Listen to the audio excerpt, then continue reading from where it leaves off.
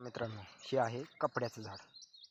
कपडे शिवायचं झाड जे आपण घालतो ना हे अंगावर, त्याचं हे झाड आहे. तुम्ही हे बघत असाल, ह्याला दोड्या आल्या, त्याच्यातून कापूस येतो. हे आहे आमच्या रानात कपडे शिवायचं झाड, ते म्हणायचं ह्याला.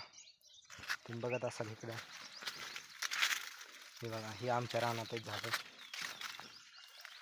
बघा ही दोडी दिसते ती, ही आहे सरकी म्हणायचं ह्याला. हे आमच्या रानात. तर ही सरकी ना, तुम्ही किती ब्रँड कपडे घाला, ते हे ह्या झाडापासून बनतात शेतकऱ्याच्या. आणि शेतकऱ्याला तुम्ही कमी समजता. शेतकरी कमी नाही आहे, पण शेतकरी सर्वांना जगवतो आहे. सर्वांना लाखो पगार असू द्या, तो अन्नच खातो आणि त्यामुळेच तो जगतो. हे बघा, ही आहे शेंगा, याच्यामुळं पण माणूस जगतो.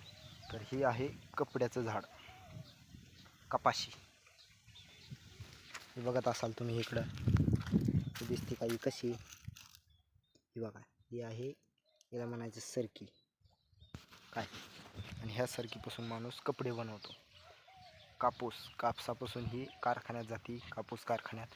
तिथून त्यातले बी काढलं जातं आणि त्याच्यापासून बनवला जातो तो कपडा. आणि ब्रँडेड कसला कपडा असू द्या, तो या झाडापासून बनवतो.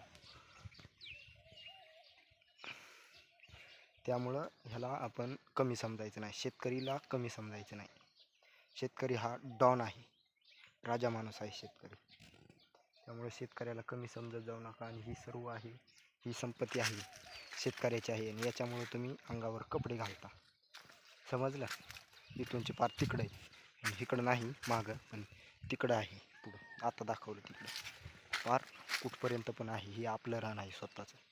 ह्या रानात ब्रँडेड कपड्याचे झाड उगवतं. कपड्याचं झाड याला म्हणतात. समजलं?